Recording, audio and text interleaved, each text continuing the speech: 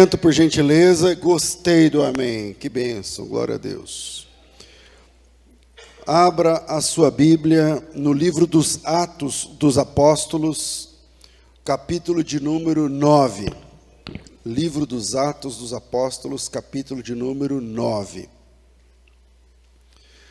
Inicialmente, vamos ler um versículo, porque esse texto é muito conhecido. Então, vamos começar lendo um versículo, e esse versículo é o versículo 16. Atos, capítulo 9, versículo 16. Vocês acham que se eu ler do 1 ao 16 é puxado para vocês? Vamos embora ler? Então, vamos lá, do 1 ao 16. Saulo, respirando ainda ameaças e morte contra os discípulos do Senhor, dirigiu-se ao sumo sacerdote e lhe pediu cartas para as sinagogas de Damasco, a fim de que, caso achasse alguns que eram do caminho, assim homens como mulheres os levassem presos a Jerusalém. Seguindo pela estrada fora, ao aproximar-se de Damasco, subitamente uma luz do céu brilhou ao seu redor, e caindo por terra ouviu uma voz que dizia: Saulo, Saulo, por que me persegues? E ele respondeu: quem és tu, Senhor? E a resposta foi: obrigado. E a resposta foi: eu sou Jesus, a quem tu persegues. Mas levanta-te, entra na cidade, onde te dirão o que te convém fazer. Os seus companheiros de viagem pararam emudecidos, ouvindo a voz, mas não vendo ninguém. Então se levantou Saulo da terra, e abrindo os olhos nada podia ver, e guiado pela mão levaram-no para Damasco. Esteve 3 dias sem poder ver, durante os quais nada comeu e nem bebeu. Ora, havia em Damasco um discípulo chamado Ananias, e disse-lhe o Senhor numa visão: Ananias? E ele respondeu: eis-me aqui, Senhor.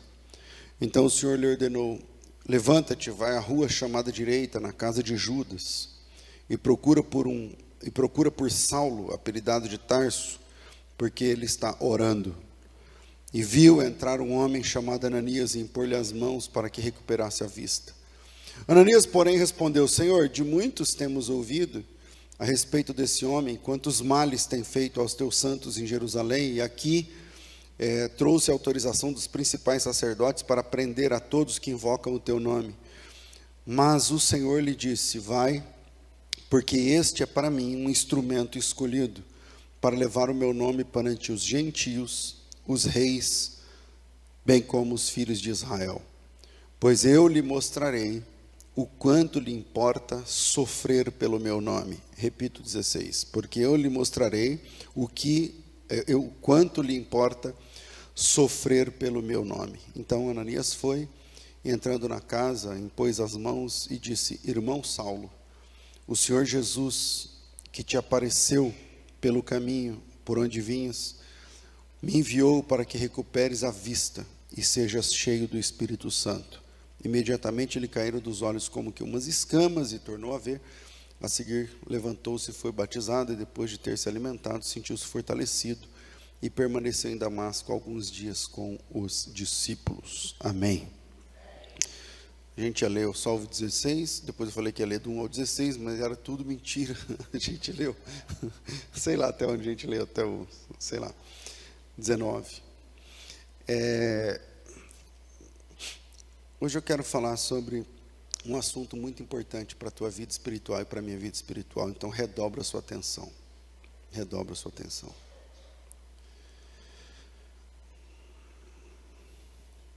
Existe um livro na mitologia grega, coisas que não aconteceram, que as pessoas escreveram, entende? Sobre deuses, não sei o quê, Apolo, os deuses gregos e tudo mais. Então, dentro dessa literatura da mitologia grega, essa literatura mítica, existe um livro da mitologia, reforço, essa história não aconteceu, é um mito, tá?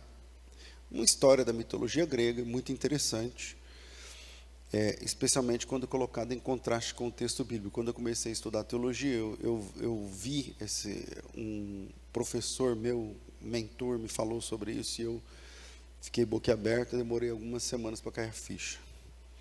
Esse livro que eu estou falando se chama em português seria As Bacantes, As Bacantes. Não é uma tradução muito feliz, mas enfim. Esse livro foi escrito por Eurípides de Salamina.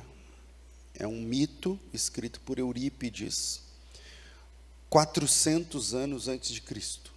Então, quando Jesus nasceu, esse livro já tinha quase a idade do que o Brasil tem, 400 anos antes de Cristo. Esse livro é uma peça da tragédia grega, e a tragédia é uma forma de teatralizar os mitos, e conta sobre o início do culto ao deus Dionísio, que era mais conhecido à época como deus Baco. Então, Baco e Dionísio são os mesmos entes, né? São as mesmas divindades dentro da mitologia.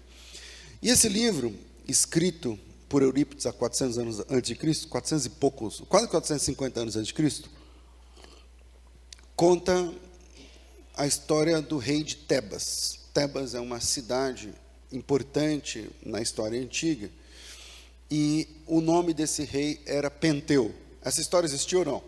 Não. É um mito, só para a gente pensar. Mas nesse mito tem a história. Tebas existia, a cidade, né? E aí esse rei chamado Penteu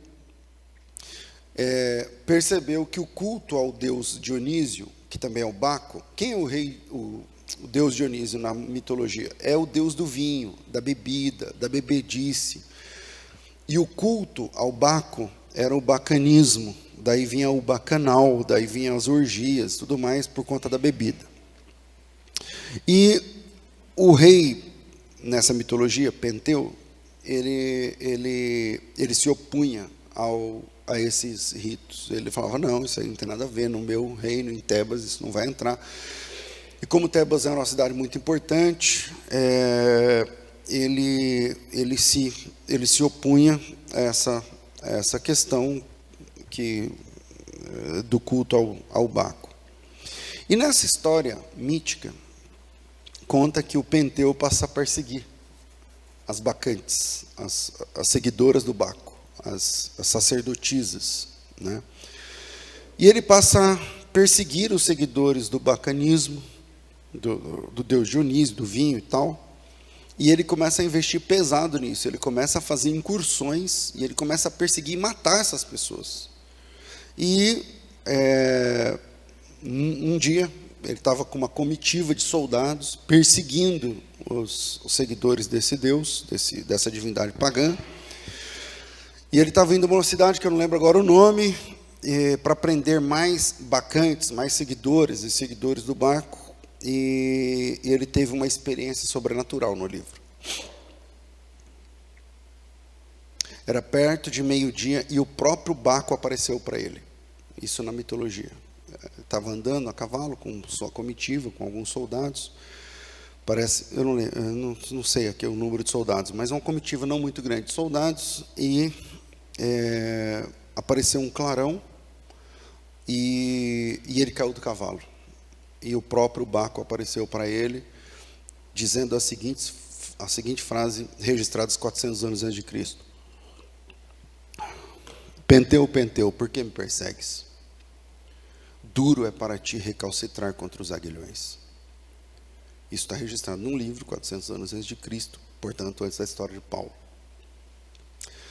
E aí ele pergunta quem era essa pessoa, que visão é essa que eu estou tendo? E aí o ente lá da visão diz, eu sou o Baco, a quem tu persegues. E ele começa uma discussão com o deus Baco, e ele não aceita. E mesmo assim, ele mesmo naquela experiência transcendental, ele não se converte, ele não aceita. E como resultado, quando ele volta para Tebas, enquanto ele estava nessa viagem, a sua família, sua própria família, esposa, filhos, as tias, porque o Penteu era um semideus dentro dessa história, tal, que não vem ao caso aqui. Mas as suas tias, elas também se convertem ao bacanismo. Enquanto ele sai para perseguir, o pessoal se converte. Quando ele chega, ele não sabia, e ele é morto pela sua própria família, porque a divindade fez com que elas enxergassem que era um javali e era ele. Aí eles mataram ele e comeram ele. Mataram ele e depois comeram numa sopa, num negócio que era um culto ao Baco, e ele foi servido, entende? Bom, Eu aprendi isso há muitos anos, essa história, e eu sei que não é muito conhecido do público leigo, e quando eu falo isso, gera um monte de coisa. Eu falo, ué, pastor, mas peraí, isso aí é antes de Jesus aparecer para o Paulo e falar as mesmas palavras, porque Jesus também diz, Paulo, Paulo, por que me persegues? E como que a gente entende isso? Obviamente, diante de um relato como esse, a gente começa a pensar em coisas como, então o Novo Testamento foi copiado de um mito grego, e aí agora, essa Bíblia que eu tenho aqui, que eu sempre acreditei que é a palavra de Deus, bom, a Bíblia é a palavra de Deus, e eu prefiro crer, porque assim, a julgar pelo conhecimento de Paulo, quando você lê Paulo, quando você lê o que Paulo produz, e Paulo produziu, assim, em número de livros, a metade do Novo Testamento é escrito pela pena de Paulo, esse cara que se converte nesse texto aqui. E eu prefiro crer que Jesus sabia, quando você lê o texto de Paulo, por exemplo, Paulo, ele cita trechos da mitologia nas suas pregações. Isso acontece lá em Atenas. Ele cita, por exemplo, um trecho de um hino a Zeus. Uma hora a gente pode falar sobre isso. Lá em Atos, acho que 17 ou 19, o apóstolo Paulo pega um trecho de um hino pagão a Zeus, coloca o trecho e aplica o texto daquele trecho, pregando para os pagãos. Quer dizer, parece que Paulo conhecia muito da mitologia grega. E como essa historinha que eu acabei de contar, de Tebas, de Penteu e não sei o que lá, era uma história muito importante dentro da tragédia grega. Estão comigo até aqui, né? Como essa história era uma história muito importante da tragédia grega, e Paulo lia, por exemplo, ele cita Epimênides, ele cita pensadores, escritores do mesmo calibre do escritor Eurípides, que eu estou falando aqui para vocês. E aí, pastor, como que a gente entende isso aí então? Então eu creio que Jesus, sabendo do cabedal e de conhecimento de Paulo sobre isso, eu creio que Jesus sabia que para falar com um homem tipo Paulo, um perseguidor como Paulo, precisava ser uma experiência sobrenatural. Não sei se alguém entregando um panfleto para o Paulo ia resolver. Então Jesus escolhe essa abordagem. Jesus escolhe esse jeito de chegar, de acessar o apóstolo Paulo, que não era apóstolo, o Paulo, porque Paulo sabia a história do Penteu e o desfecho dela. Ele sabia como a história terminava. Então essa abordagem fazia toda a diferença para Paulo. Então Paulo está com cartas, perseguindo os cristãos, indo para Damasco, que é a capital de outro país, para perseguir cristãos, com a autoridade da sinagoga, do templo, sei lá. E aí, meio-dia, um clarão. E aí aparece Jesus e fala para Paulo, igual o Baco falou para o Penteu. E aí Jesus chega com essa abordagem, vocês estão entendendo? E diz assim, Paulo, Paulo, por que me persegues? Na hora, o apóstolo Paulo falou, estou diante de uma situação sobrenatural. Estou diante de uma situação sobrenatural. Isso é um Deus que está aparecendo, porque naquela cultura era isso. Isso é um Deus que está aparecendo para mim. E ele nunca tinha pensado em Jesus como Deus. Então, ele ouve essa frase, e ainda a continuação dela do jeito que está lá na tragédia grega.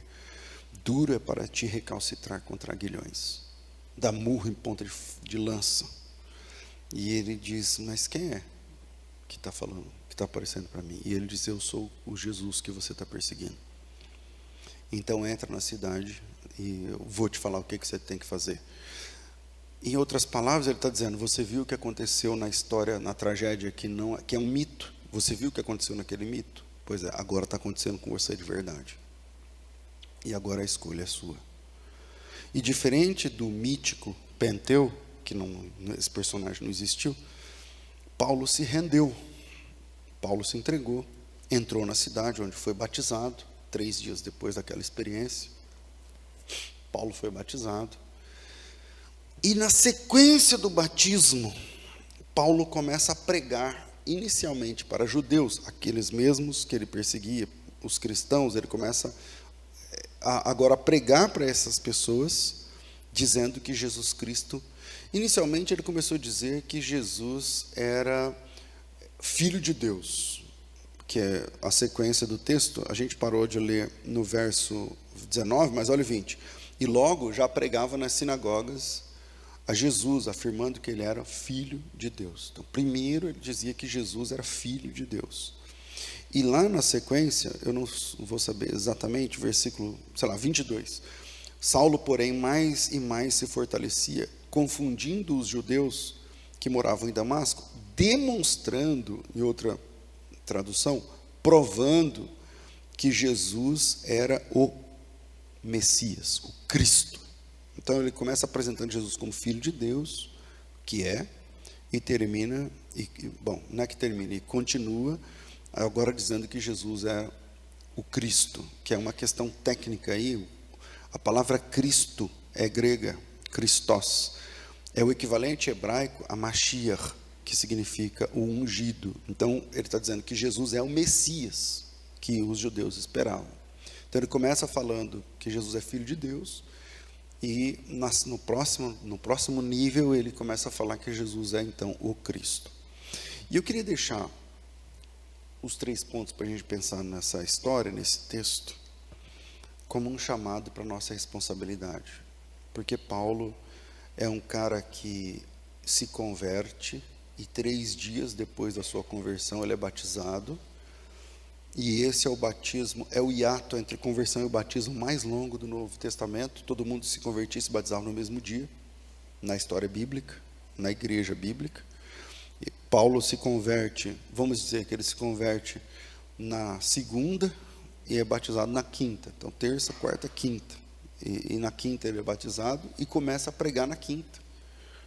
E começa a falar que Jesus é Filho de Deus. Depois ele começa a falar que Jesus, na verdade, provar que Jesus é o Messias. Aí ele já precisa de um pouco mais de competência, né, nas Escrituras para provar que Jesus é o Messias e tal.